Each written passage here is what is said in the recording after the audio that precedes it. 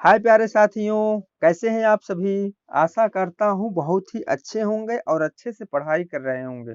तो दोस्तों, जैसा कि हमने यूथ कंपटीशन टाइम का जो 2021 का सॉल्व पेपर आया हुआ है, हम लोग उसको सॉल्व कर रहे हैं। जिसके अंतर्गत अभी तक हम लोगों ने पहले भाग में नामकरण और आदिकाल से संबंधित देख चुके हैं, दूसरा भाग हम लोग आदिकाल देख रहे हैं। जिसके अंतर्गत अभी तक हम लोगों ने 270 क्वेश्चन देख चुके हैं। आज हम उससे आगे से देखेंगे और दोस्तों आदिकाल से संबंधित ये हमारा लास्ट वीडियो होगा, क्योंकि इसके अंतर्गत हम कुल मिला के 322 क्वेश्चन तक देखेंगे। तो दोस्तों आज इसको हम खत्म करा देंगे, उसके बाद हम लोग भक्ति काल स्टार्ट करेंगे। ठीक है दोस्तों, चलिए। तो दोस्तों ये आदिकाल जब समाप्त हो जाएगा, इसका पीडीएफ भी दोस्तों हम इसको अपने जो टेलीग्राम चैनल है उस पर अपलोड कर देंगे।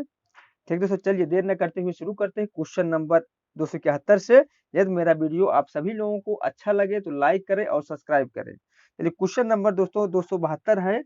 10वीं से 14वीं शताब्दी के इतिहास को किस विद्वान ने आदिकाल के अंतर्गत रखा है? आचार्य रामचंद्र शुक्ल, मिश्र बंधु, राहुल संकृतायन, हजारी प्रसाद द्विवेदी। तो दोस्तों इसमें हजारी प्रसाद द्विवेदी जी सही हो जाएंगे। ठीक दोस्तों, चलिए इसकी हम लोग दोस्तों व्याख्या देख लेते हैं। व्याख्या क्या है? 10वीं से 14वीं शताब्दी के इतिहास को हजारी प्रसाद द्विवेदी ने आदिकाल के अंतर्गत रखा हुआ है।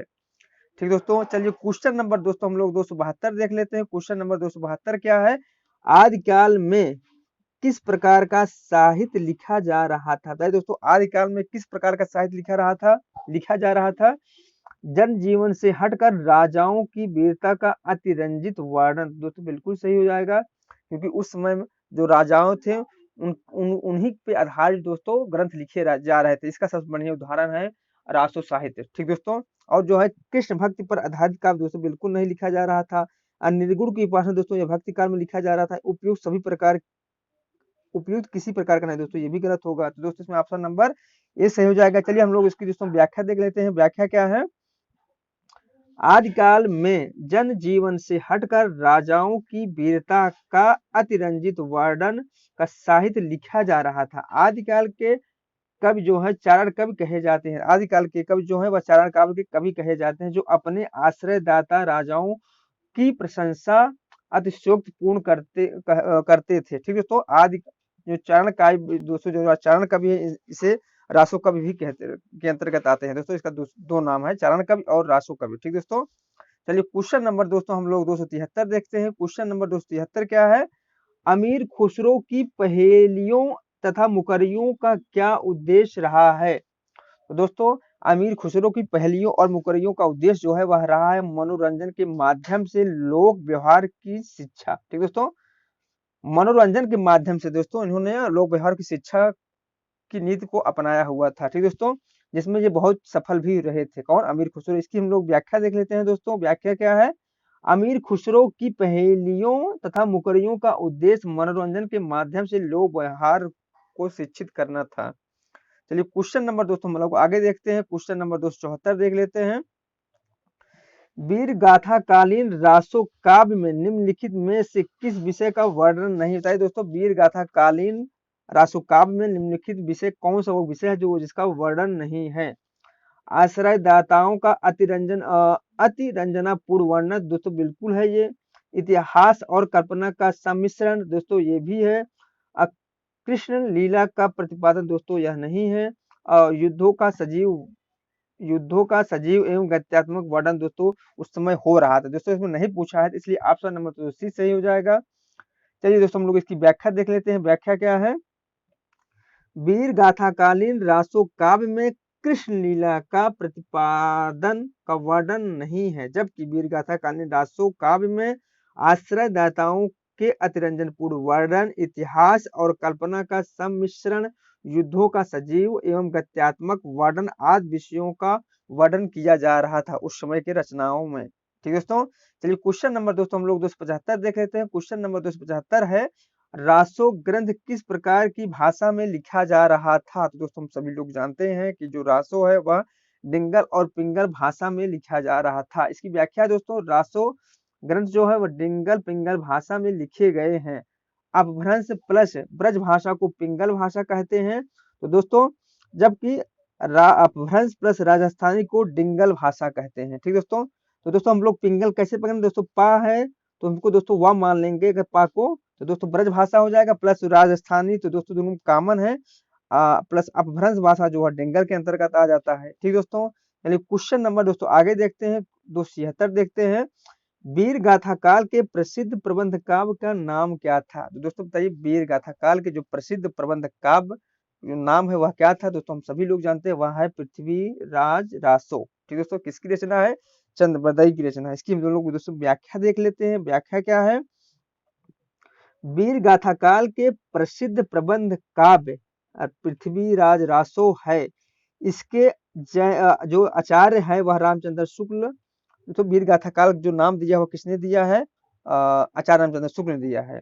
आचार्य रामचंद्र शुक्ल ने अपने हिंदी का जो प्रथम महाकाव्य तथा इसके जो रचयिता है दोस्तों, कौन किसको? पृथ्वीराज रासो को इन्होंने प्रथम महाकाव्य, इसके जो रचयिता है उन्हें हिंदी का प्रथम कवि माना है। किसने? आचार्य रामचंद्र शुक्ल ने। जायसीकृत पद्मावत तथा तुलसीदासकृत रामचरितमानस नामक महाकाव्य भक्ति काल की प्रमुख काव्य ग्रंथ है, जबकि जयशंकर प्रसाद कृत कमानी जो है वह छाजावादी काव्य की प्रमुख काव्य रचना है। ठीक दोस्तों, तो दोस्तों एक चीज आपको बता दें दोस्तों, जो हम यूथ कंपटीशन टाइम हम करा रहे हैं, तो दोस्तों आप लोग इससे संबंधित हम जितना भी वीडियो कराएं तो दोस्तों आप लोग विश्वास करिए पूरा वीडियो देखिएगा और समझिएगा। तो दोस्तों ये हम लोगों को बहुत ही महत्वपूर्ण साबित होगा, क्योंकि दोस्तों इसमें इतना संग्रह है, इतना हमको दोस्तों ये एक एक क्वेश्चन दोस्तों इतनी बार घुमा फिरा के आया है दोस्तों, हम लोगों को वो दिमाग में एकदम फिट हो जाएगा।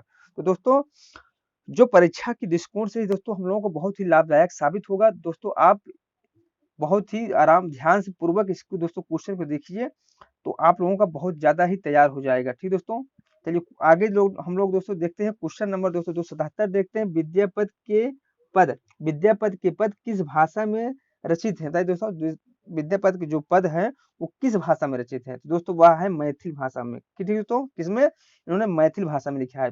इसका दोस्तों व्याख्या क्या है? विद्यापद के पद मैथिल भाषा में रचित है। विद्यापद बिहार के विपसी नामक गांव के रहने वाले थे। इनके द्वारा जो रचित ग्रंथ है वह क्या है? पदावली है, जो मैथिल भाषा में। कीर्तलता कृपता का जो है अवहट भाषा में है। ठीक दोस्तों, वह क्या है? अवहट भाषा में लिखा हुआ है।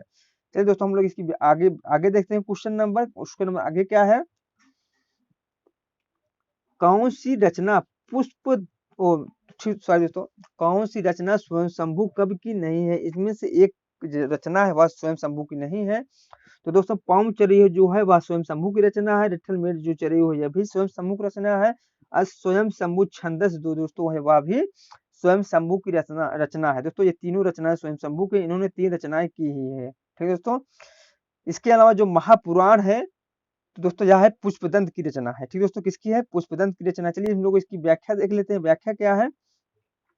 महापुराण रचना पुष्पदंत कवि की नहीं है। यह रचना दोस्तों जैन कवि आचार्य जो है पुष्पदंत की है। दोस्तों जैन प्रथम आचार्य कवि जो है वह पुष्पदंत है। दूसरे सॉरी दोस्तों, जो प्रथम जैन आचार्य कवि है वह है स्वयं शंभु, दूसरे हैं पुष्पदंत, तीसरे हैं जो संदेश रचनाकार है कौन? अब्दुल रहमान, वो है। ठीक दोस्तों, जबकि पौम चरयु, रिठलमेट चरयु, स्वयं शंभु छंद नामक जो रचना है वह स्वयं शंभु की है।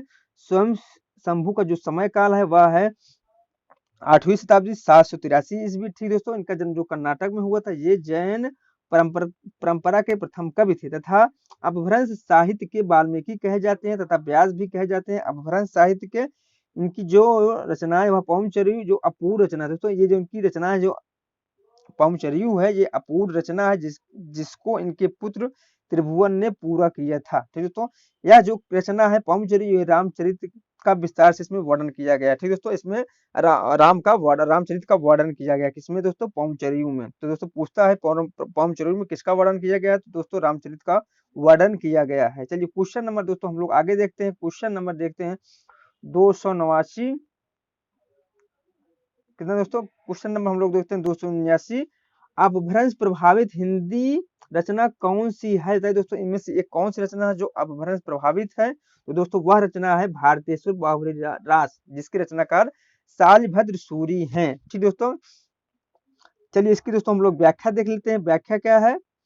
अपभ्रंश प्रभावित रचना भारतेश्वर बाहुली रास है। इसके रचयिता शालिभद्र सूरी है। दोस्तों यह रचना 1184 ईस्वी में रचित 205 छंदों का एक खंड काव्य है। सालभद्र सूरी की जो अन्य रचना है वह क्या है, बुद्धिरास भी है इनकी एक रचना। जबकि चंदन बाला रास, नेमिनाथ रास, बसंत विलास जो दोस्तों यहाँ अपभ्रंश भाषा में लिखा गया जो एक मुक्त रचनाएं हैं। ठीक है दोस्तों, चलिए क्वेश्चन नंबर दोस्तों हम लोग 280 देखते हैं। क्वेश्चन नंबर 280 क्या है, 11वीं शताब्दी में रचित लोक भाषा काव्य है दोस्तों। इनमें कौन सी एक लोक भाषा काव्य जो 11वीं शताब्दी में लिखा गया था तो दोस्तों वह है ढोला मारू रा दूहा। ठीक दोस्तों, क्या है, ढोला मारू रा दूहा। चलिए हम लोग इसकी व्याख्या देख लेते हैं। व्याख्या क्या है, ढोला मारू रा दूहा 11वीं शताब्दी में रचित लोक भाषा काव्य है। यह मूलतः दोहों में रचित है।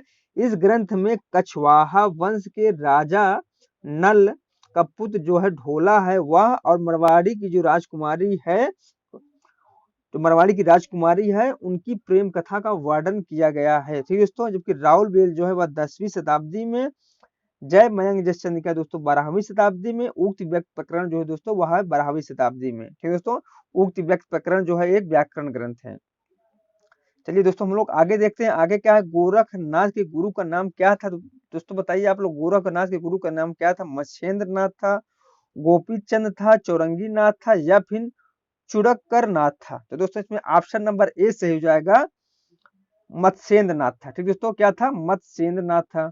चलिए दोस्तों हम लोग इसकी व्याख्या देख लेते हैं। व्याख्या क्या है, गोरखनाथ के गुरु का नाम मत्स्येंद्र नाथ था। इनका जो वास्तविक नाम था किसका, मत्स्येंद्र नाथ का, हुआ था विष्णु शर्मा। ठीक दोस्तों, क्या था, विष्णु शर्मा था इनका जो पूरा नाम था। इनका एक नाम भी था पिपली देव। ठीक दोस्तों, जबकि इनका एक और नाम, गुप्त नाम जो था वह था भैरवानंद। इनका जन्म दोस्तों बंगाल में हुआ था। इनके द्वारा जो रचित ग्रंथ है वह है कौल ज्ञान नेडा। तो दोस्तों यह जो ग्रंथ है इनका पूछा जाता है कि कौल ज्ञान नेडा जो ग्रंथ है वह किसका है, तो दोस्तों वह है मत्स्येंद्र नाथ का। ठीक दोस्तों, चलिए क्वेश्चन नंबर दोस्तों हम लोग 282 देखते हैं। क्वेश्चन नंबर 282 क्या है, अपभ्रंश शब्द का सबसे पहले उल्लेख किया गया है या किसने किया है, तो बताइए अपभ्रंश का सबसे पहले उल्लेख किसने किया है। तो दोस्तों इसे पूछा है अपभ्रंश शब्द का। ठीक दोस्तों, क्वेश्चन ध्यान दीजिएगा, अपभ्रंश शब्द का सर्वप्रथम उल्लेख किसने किया है, तो दोस्तों पतंजलि ने किया है। ठीक दोस्तों, चलिए इसके हम लोग दोस्तों व्याख्या देख लेते हैं। व्याख्या क्या है, अपभ्रंश शब्द का सर्वप्रथम उल्लेख महाभाष्यकार, दोस्तों पतंजलि जो है वह महाभाष्यकार है, जिससे ने किया है, जिससे पता चलता है कि संस्कृत या सुधा शब्द के लोक प्रचलित विविध रूप अपभ्रंश या अपशब्द कहलाते हैं। रस प्रकार प्रतिमान से च्युत, स्खलित, भ्रष्ट अथवा विकृत शब्द को अपभ्रंश की संज्ञा दी गई है और आगे चलकर यह संज्ञा पूरी भाषा के लिए स्वीकृत हो गई है। ठीक दोस्तों, चलिए क्वेश्चन नंबर दोस्तों हम लोग आगे देखते हैं। क्वेश्चन नंबर दोस्तों 283 देखते हैं। क्वेश्चन नंबर 283 क्या है, सिद्धों के प्रथम कवि कौन थे, तो दोस्तों हम सभी लोग जानते हैं सिद्धों के जो प्रथम कवि थे वह थे सरहप्पा। ऑप्शन नंबर दोस्तों ये सही हो जाएगा। इसके हम लोग व्याख्या देख लेते हैं। व्याख्या क्या है, सिद्ध सरहप्पा जो 8वीं शताब्दी के कवि थे, हिंदी के प्रथम कवि माने जाते हैं। इनको बौद्ध धर्म की ब्रजयान और सहज शाखा का प्रवर्तक तथा आदि सिद्ध कवि माना जाता है। ठीक दोस्तों, इनका जो मूल नाम था वह था राहुल भद्र। इनका जो अन्य नाम से भी जाने जाते हैं, जो उपाधियां दी गई हैं वह है सरोज ब्रज, सरोरूह ब्रज आदि नाम है। ठीक दोस्तों, ये जो है पाल शासक धर्मपाल के, ये दोस्तों पूछ लेता है कि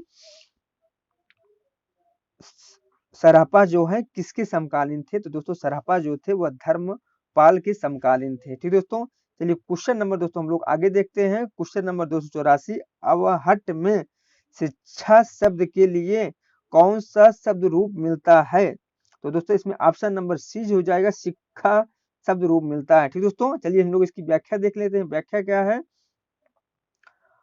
अवहट में शिक्षा शब्द के लिए शिक्षा रूप मिलता है। अपभ्रंश के ही परिवर्तित रूप को अवहट, तो अपभ्रंश के ही परिवर्तित रूप को अवहट नाम दिया गया है।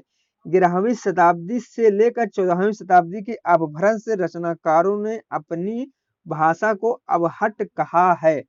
विद्यापति की कीर्तिलता कीर्त पताका अब्दुल रहमान की संदेश राशक जो है वह अवहट भाषा में लिखा गया है। ठीक दोस्तों, चलिए क्वेश्चन नंबर दोस्तों हम लोग 285 देख लेते हैं। उक्त व्यक्ति यह ग्रंथ क्या है? तो दोस्तों उक्त व्यक्ति प्रकरण जो है वह है व्याकरण ग्रंथ है। ठीक दोस्तों, क्या है? एक व्याकरण ग्रंथ है। चलिए हम लोग उसकी व्याख्या देख लेते हैं। व्याख्या क्या है? उक्त व्यक्ति प्रकरण दोस्तों, उक्त व्यक्ति प्रकरण हिंदी व्याकरण का पहला ग्रंथ है। इसके लेखक दामोदर पंडित है। इसके लेखक कौन दोस्तों? दामोदर पंडित है। हिंदी व्याकरण के इतिहास में इसका महत्वपूर्ण स्थान है। इसकी रचना काल जो समय है वह है 12वीं शताब्दी का पूर्वार्ध। ठीक दोस्तों, क्वेश्चन नंबर दोस्तों हम लोग 286 देख लेते हैं।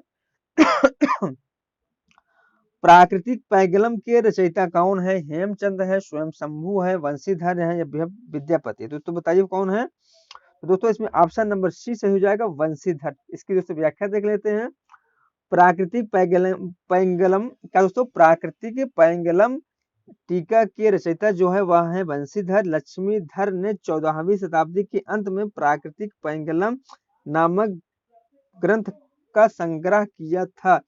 प्राकृतिक पैंगलम में विद्याधर, षडांगधर, जंजल, बब्बर आदि कवियों की रचनाओं को संकलित किया गया है। प्राकृतिक पैंगलम में प्राकृतिक और अपभ्रंश छंदों की विवेचना की गई है। तो दोस्तों प्राकृतिक पैंगलम में प्राकृतिक और अपभ्रंश छंदों की विवेचना की गई है। ठीक दोस्तों, चलिए क्वेश्चन नंबर दोस्तों हम लोग 287 देखते हैं। मुल्ला दाऊद की भाषा है दोस्तों, मुल्ला दाऊद की भाषा क्या है? तो दोस्तों मुल्ला दाऊद ने ठेठ अवधि में लिखा हुआ था। ठीक दोस्तों, मुल्ला दाऊद जो है ठेठ अवधि में लिखा हुआ था। तो इसकी हम लोग दोस्तों व्याख्या देख लेते हैं। व्याख्या क्या है? मुल्ला दाऊद की भाषा ठेठ अवधि है। चंदायन मुल्ला दाऊद कृत हिंदी का अज्ञात प्रथम सूफी काव्य। दोस्तों मुल्ला दाऊद का हिंदी का जो ज्ञात प्रथम सूफी काव्य है यह है। इसमें नायक लोर, लारा, लोरक, लोरिक और नायिका क्या है दोस्तों? नायिका कौन है? चंदा। जैसे चांदा और चंदा की प्रेम कथा वर्णित है। 1379 ईस्वी में रचित यह कथा दोहा चौपाई शैली में वर्णित है। तो दोस्तों किसमें? दोहा चौपाई शैली में वर्णित है। इसका नायक जो है लोर है, लारा है, लोरक है, लोरिक है, जबकि नायिका जो है चंदा है और चांद है, चंदा है। ठीक दोस्तों, चलिए क्वेश्चन नंबर दोस्तों हम लोग 288 देख लेते हैं। क्वेश्चन नंबर 288 क्या है? गुरु गोरखनाथ को हिंदी के किस विशेष रूप का कवि स्वीकार किया जाता है? गुरु गोरखनाथ को हिंदी के किस विशेष रूप का कवि स्वीकार किया जाता है? निर्गुण भक्त कवि, पुरानी हिंदी के कवि, प्राकृतिक काल के कवि, बौद्धिक तांत्रिक सिद्ध कवि। तो दोस्तों क्वेश्चन नंबर 288 का ऑप्शन नंबर तो हमारे हिसाब से ऑप्शन नंबर दोस्तों डी सही होना चाहिए। बौद्ध तांत्रिक सिद्ध कवि ये थे।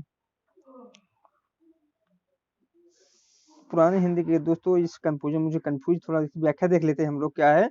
गुरु गोरखनाथ को पुराने हिंदी के कवि के रूप में स्वीकार किया जाता है। गुरु गोरख का समय 13वीं शताब्दी में स्वीकार किया। इनके गुरु का नाम मत्स्येंद्रनाथ, इनके द्वारा कथना है।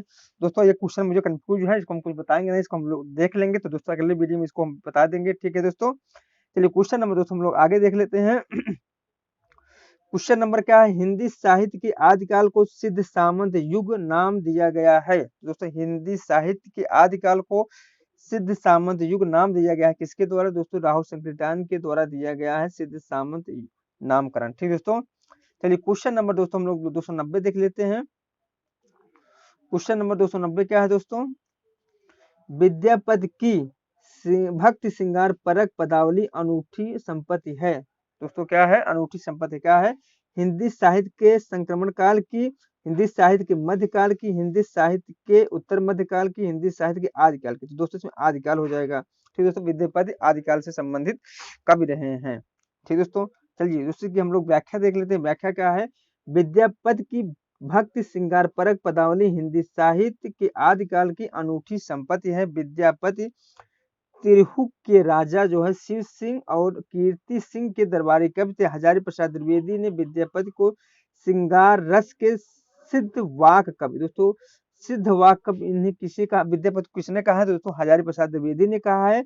विद्यापति शैव संप्रदाय के कवि थे। दोस्तों विद्यापति जो है वह शैव संप्रदाय के कवि थे। इनके जो रचना अन्य रचनाएं वह क्या है, कीर्तिलता, कीर्ति पताका और पदावली। चलिए क्वेश्चन नंबर दोस्तों हम लोग 251 देखते हैं। क्वेश्चन नंबर 251 क्या है, आल्हा खंड का वास्तविक स्रोत ग्रंथ कौन सा है? तो दोस्तों हम सभी लोग जानते हैं आल्हा खंड का जो वास्तविक स्रोत ग्रंथ है वह है परमाल रासो। ठीक दोस्तों, क्या है? परमाल रासो है।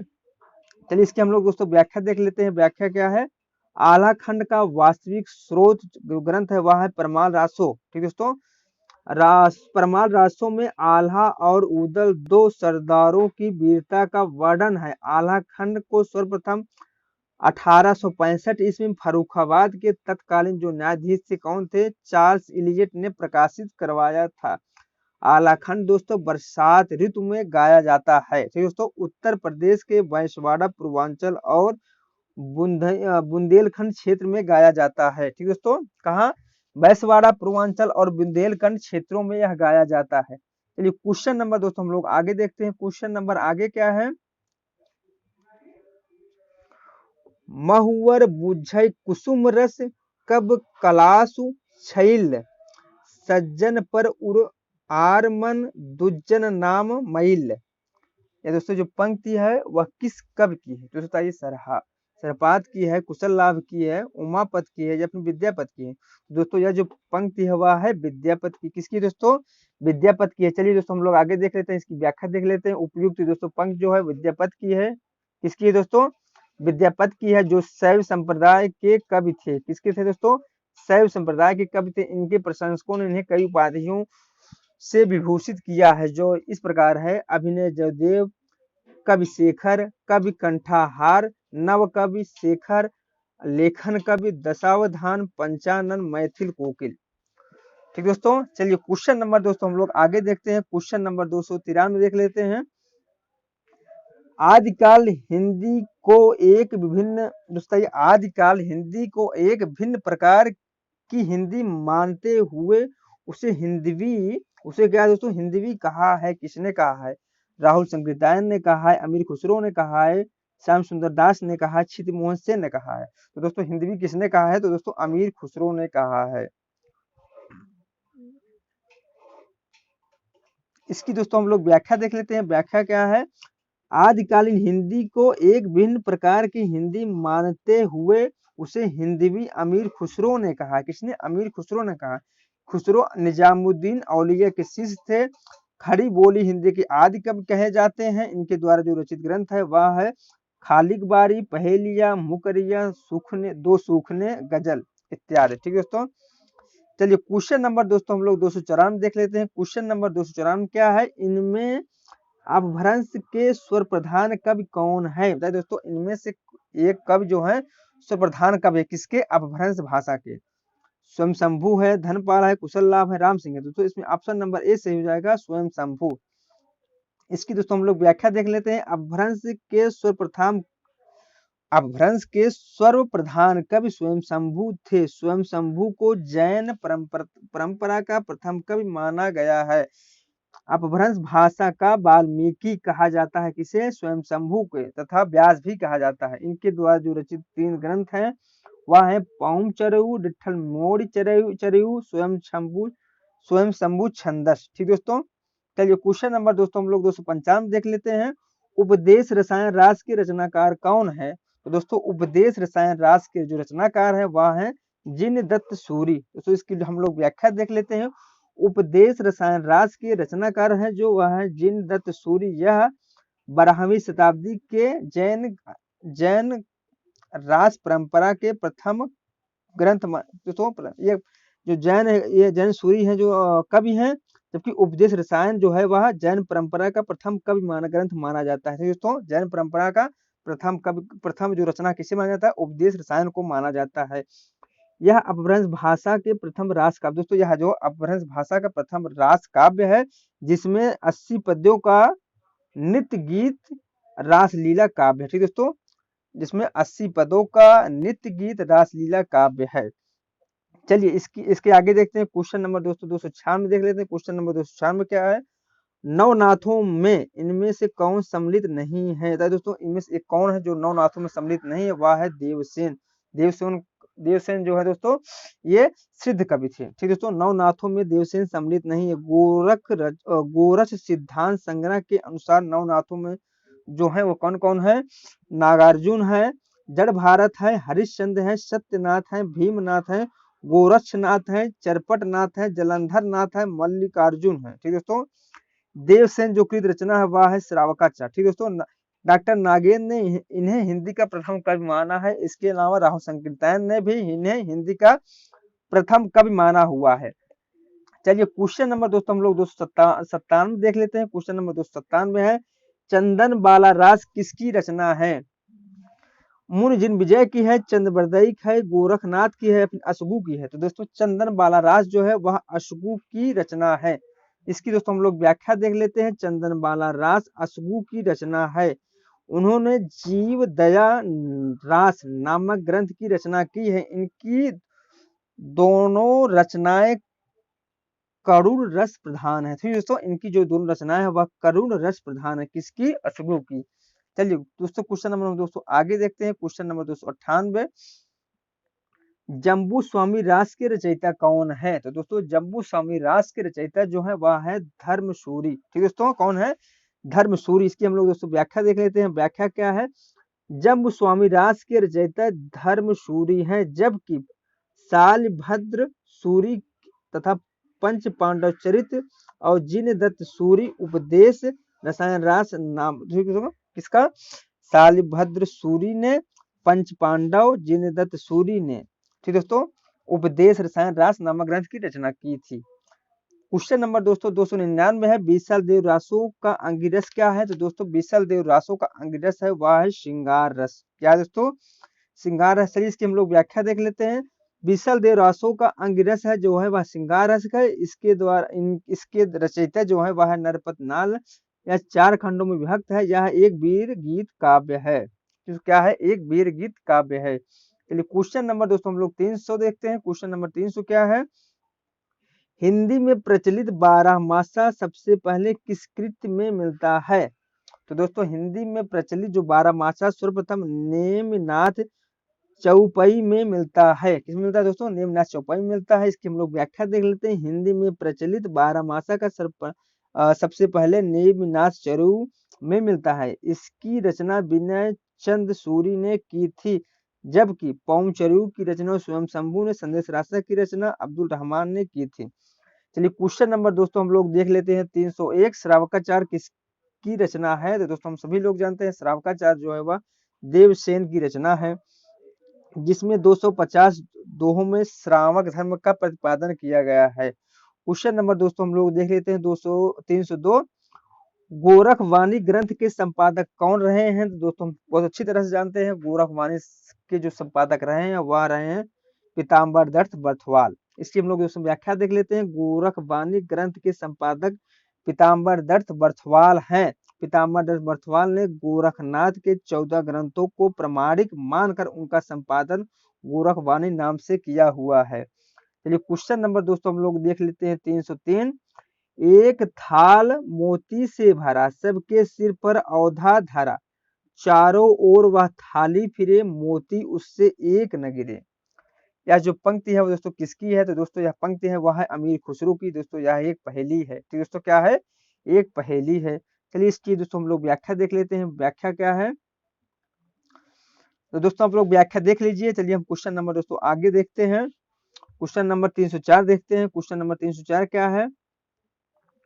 निम्नलिखित में से कौन विशेषता, दोस्तों बताइए, निम्नलिखित में से कौन विशेषता लोक साहित्य में नहीं होती है? बताइए दोस्तों कौन सी विशेषता जो है वह लोक साहित्य में नहीं होती है? तो दोस्तों इसमें सशिस्त्र होती है। तो दोस्तों बिल्कुल इसमें सशिस्त्र नहीं होती है। तो दोस्तों यही पूछा है, इसलिए ऑप्शन नंबर ए सही हो जाएगा। या मौखिक होता है? तो दोस्तों बिल्कुल होता है। लोक साहित्य जो मौखिक होता है या परंपरा में प्रचलित रहता है? दोस्तों बिल्कुल रहता है। इसमें सहजता और स्वाभाविकता है? दोस्तों बिल्कुल है। इसका एक सर्वोत्तम उदाहरण है, क्या है? परमाल रासो, जिसे आलाखंड भी नाम से भी जाना जाते हैं। चलिए इसकी हम लोग व्याख्या देख लेते हैं। दोस्तों व्याख्या क्या है? शास्त्रीयता लोक साहित्य की विशेषता नहीं है। लोक साहित्य की निम्न विशेषता है वह क्या है? लोक साहित्य दोस्तों मौखिक होता है, यह परंपरा में प्रचलित रहता है, इसमें सहजता और स्वाभाविकता होती है। लोक साहित्य की भाषा शिष्ट और साहित्य भाषा न होकर कर साधारण जन की भाषा होती है। दोस्तों किसकी? साधारण जन की भाषा होती है। ठीक दोस्तों, चलिए क्वेश्चन नंबर दोस्तों हम लोग 305 देखते हैं। क्वेश्चन नंबर 305 क्या है? स्वयं शंभुकृत पौंचर्यु की कथा किससे संबद्ध है? तो दोस्तों अभी बताए ही थे, जो स्वयं शंभु जो कृत है, स्वयं पौंचर्यु जो रचना है स्वयं शंभुकृत, इसमें राम का चरित्र का गुणगान किया गया है। ठीक दोस्तों, यह है ऑप्शन नंबर 220 सही है, राम कथा से संबंधित। इसकी हम लोग दोस्तों व्याख्या देख लेते हैं। व्याख्या क्या है? स्वयं शंभुकृत पौंचर्यु राम कथा पर आधारित अपभ्रंश का महाकाव्य है। पौंचर्यु में 12,000 पद हैं। जैन मत में राम के लिए पदम शब्द प्रयुक्त हुआ है, इसलिए स्वयं शंभु ने रामायण को पदम चरित, सुनिए दोस्तों क्या कहा है? पदम चरित, जिसे पौंचर्यु कहा है। स्वयं शंभु को अपभ्रंश का वाल्मीकि तथा व्यास कहा जाता है। ठीक दोस्तों, चलिए क्वेश्चन नंबर दोस्तों हम लोग 206 देख लेते हैं। क्वेश्चन नंबर 206 क्या है? ढोला मारू रा दूहा किस क्षेत्र का लोकप्रिय लोक भाषा काव्य रहा है? तो दोस्तों यह रहा है राजस्थान की। कहाँ की दोस्तों? राजस्थान की भाषा रहा है। चलिए हम लोग इसकी व्याख्या देख लेते हैं। व्याख्या क्या है? ढोला मारू रा दूहा राजस्थान की लोकप्रिय लोक भाषा का काव्य रहा है। यह 11वीं शताब्दी में दोहा छंद में रचित लोक भाषा काव्य है। इसमें राजकुमार ढोला तथा मारवाड़ी राजकुमारी की प्रेम कथा वर्णित है। चलिए क्वेश्चन नंबर दोस्तों हम लोग 207 देख लेते हैं। क्वेश्चन नंबर 207 क्या है? जयदेव के गीत गोविंद का विशेष प्रभाव किस कवि पर माना जाता था? दोस्तों जयदेव के किसका? जयदेव की जो रचना है क्या है? गीत गोविंद का विशेष प्रभाव किस कवि पर रहा है? विद्यापति पर, मीराबाई, छीत स्वामी या फिर सूरदास? दोस्तों हम सभी लोग जानते हैं वो किस पे रहा है? विद्यापति पे रहा है। चलिए इसकी हम लोग व्याख्या देख लेते हैं। व्याख्या क्या है? जयदेव के गीत गोविंद पर विद्यापति का प्रभाव दृष्टिगोचर होता है। ठीक दोस्तों, अभी झलकता है, देखा जाता है। यह 24 प्रबंध, 12 सर्ग तथा 72 श्लोकों में सर्वांग सुंदरी टीका में 77 युक्त परिपूर्ण ग्रंथ है। इसमें राधा कृष्ण के विरह मिलन तथा पुनर्मिलन को कोमल एवं लालित्यपूर्ण पदों में रचा गया है। ठीक दोस्तों, चलिए क्वेश्चन नंबर दोस्तों हम लोग 308 देख लेते हैं। क्वेश्चन नंबर 308 क्या है? आजकालीन साहित्य में वीर रस की रचनाओं में किस शैली का प्रयोग किया गया है? दोस्तों किया गया है डिंगल शैली का। किसका दोस्तों? डिंगल शैली का। चलिए दोस्तों हम लोग इसकी व्याख्या देख लेते हैं। व्याख्या क्या है? आदिकालीन साहित्य में वीर रस की रचनाओं में डिंगल अपभ्रंश प्लस राजस्थानी शैली का प्रयोग किया गया है। राजस्थानी प्लस ब्रज भाषा के मेल से पिंगल शैली बनता है। ठीक है, तो किससे? ब्रज भाषा प्लस राजस्थानी से पिंगल शैली का विकास हुआ है। इस शैली में प्रायः मधुर भावों की अभिव्यक्ति हुई है। इस शैली में प्रायः जो है मधुर भावों की अभिव्यक्ति हुई है। चलिए क्वेश्चन नंबर 309 देखते हैं। अपभ्रंश शब्द का प्रयोग सबसे पहले कहाँ देखने को मिलता है? तो दोस्तों अपभ्रंश शब्द का प्रयोग जो है दोस्तों वह सर्वप्रथम कहाँ देखने को मिलता है? तो दोस्तों वह मिलता है राजा धार सेन द्वितीय के शिलालेख में। कहा दोस्तों? राजा धार सेन द्वितीय के शिलालेख में सर्वप्रथम देखने को मिलता है। तो हम लोग इसकी दोस्तों व्याख्या देख लेते हैं। व्याख्या क्या है? अपभ्रंश शब्द का सर्वप्रथम उल्लेख जो है वह राजा धार सेन द्वितीय के शिलालेख में मिलता है। ठीक दोस्तों, चलिए क्वेश्चन नंबर दोस्तों हम लोग देख लेते हैं। 310 चंद बदई की रचना क्या है? ठीक दोस्तों, चंद बदई की जो रचना है वह कौन सी है? तो दोस्तों वह रचना है पृथ्वीराज रासो। क्या है दोस्तों? पृथ्वीराज रासो, हम सभी लोग जानते ही हैं। चलिए क्वेश्चन नंबर दोस्तों हम लोग देख लेते हैं 311। नचिकेतोपाख्यान किसकी रचना है? तो दोस्तों नचिकेतोपाख्यान जो रचना है वह है किसका दोस्तों? सदल मिश्र का है। किसका है दोस्तों? सदल मिश्र का है। चलिए इसकी दोस्तों हम लोग व्याख्या देख लेते हैं। व्याख्या क्या है? नचिकेतोपाख्यान जो है दोस्तों वह सदल मिश्र का है। प्रेम सागर जो है वह लल्लू लाल का है। रानी केत की कहानी जो है वह इंशाअल्लाह खां का है। इतिहास तिमिर नाशक जो है वह शिव प्रसाद सितारे हिंद का है। किसका दोस्तों? शिव प्रसाद सितारे हिंद का है। चलिए क्वेश्चन नंबर दोस्तों हम लोग 212 देखते हैं। क्वेश्चन नंबर 312 क्या है? सिद्ध साहित्य के अंतर्गत 84 सिद्धों की वो साहित्यिक रचनाएं आती हैं जो है प्राकृत में लिखी गई हैं दोस्तों, क्या प्राकृतिक में लिखी गई है या फिर 85 अपभ्रंश में लिखी गई है या फिर पूर्ववर्ती अपभ्रंश में लिखी गई है या फिर तत्कालीन लोक भाषा हिंदी में लिखी गई। तो दोस्तों इसमें ऑप्शन नंबर डी सही हो जाएगा। ठीक है दोस्तों, तत्कालीन लोक भाषा हिंदी में लिखी गई है। चलिए दोस्तों इसकी हम लोग व्याख्या देख लेते हैं। व्याख्या क्या है? सिद्ध साहित्य के अंतर्गत सिद्ध 84 सिद्धों की वे साहित्यिक रचनाएं आती हैं जो तत्कालीन लोक भाषा हिंदी में लिखी गई हैं। बौद्ध धर्म की ब्रजयान शाखा के अंतर्गत तंत्र मंत्र तथा वामाचार आदि द्वारा सिद्धि प्राप्त के लिए जो मार्ग प्रशस्त हुआ उसी में 84 सिद्ध हुए। इन्हीं सिद्धियों की भाषा को संध्या भाषा कहा गया है। ठीक दोस्तों, चलिए क्वेश्चन नंबर दोस्तों हम लोग 313 देख लेते हैं। 313 क्वेश्चन क्या है? घोर अंधारे चंद्रमण जिम उज्जो करे परम महासुख एकु अड़े दुरी अशेष हरे हरे। ठीक तो उपयुक्त दोहे में महासुख का संबंध किस किस से है? दोस्तों इसमें किस किस से है? तो दोस्तों महासुख जो है महासुख का तात्सम रूप है। तो दोस्तों बिल्कुल सही है। महासुख ब्रजयानियों का परिभाषिक शब्द है। तो दोस्तों ये भी सही है। प्रज्ञा और योग से महासुख की दशा संभव है। दोस्तों यह भी सही है। महासुख निर्माण प्राप्त में बाधक है। दोस्तों यह गलत है, इसलिए ऑप्शन दोस्तों यही सही हो जाएगा। कौन सा दोस्तों? ऑप्शन नंबर दोस्तों डी सही ये गलत हो जाएगा। दोस्तों इसमें पूछा कोडिंग दिया हुआ है लग रहा है, तो कोडिंग क्या हो जाएगा? तो ए बी सी। तो दोस्तों ए बी सी इसमें सही हो जाएगा। ठीक दोस्तों, क्या ए बी सी? ठीक दोस्तों ऑप्शन नंबर दोस्तों सी सही हो जाएगा। चलिए हम लोग इसकी व्याख्या देख लेते हैं। व्याख्या क्या है? महासुख का जो संबंध वह क्या है? महासुख ठीक है, इसकी आप लोग देख लीजिए। इसके हम आगे क्वेश्चन देखते हैं, इसको हम बता दिए कुल। चलिए क्वेश्चन नंबर दोस्तों हम लोग 214 देखते हैं। क्वेश्चन नंबर 214 क्या है?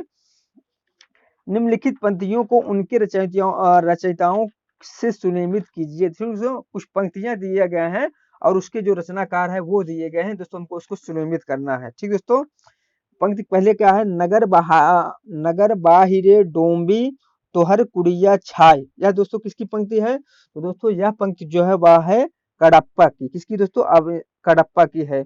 और दूसरा जो है आका तरुआ पंच बिडाल। दोस्तों आका तरुवर पंच बिडाल किसकी है? तो यह दोस्तों है लूहिपा की। किसकी है दोस्तों? लूहिपा की है। जबकि सी है कड़ुआ बोल न बोलस नार।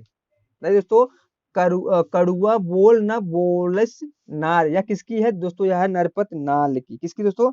नरपत नाल की। जबकि मोर जोबना नवेला भाइयों गुलाब। दोस्तों यह पंक्ति दोस्तों बहुत बार पूछा जाता है। यह है किसका? बहुत ही फेमस भी है। यह है अमीर खुसरो का। किसका है दोस्तों? अमीर खुसरो का है। चलिए क्वेश्चन नंबर दोस्तों हम लोग 315 देख लेते हैं। अब क्वेश्चन नंबर 315 क्या है दोस्तों? इसकी व्याख्या आप लोग देख लीजिए। हम लोग क्वेश्चन नंबर 315 देखते हैं। क्वेश्चन नंबर 315 क्या है?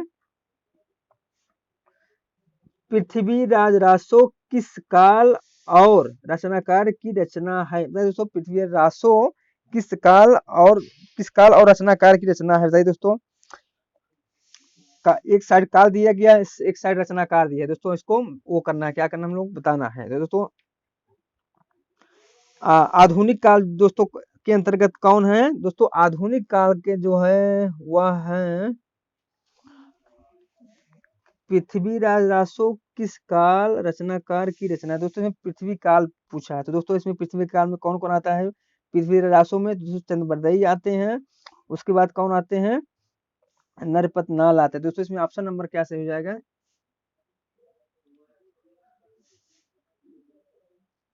इसका कुछ मतलब दोस्तों समझ नहीं आया है। इसमें दोस्तों ऑप्शन नंबर बी दिया है, तो बी सी। ठीक दोस्तों ये क्वेश्चन कुछ समझ में नहीं आ रहा है, इसको हम बाद में देखेंगे। चलिए क्वेश्चन नंबर दोस्तों 316 देख लेते हैं। क्वेश्चन नंबर 316 क्या है? सिद्ध कवि सरहपा की रचना का नाम है क्या है?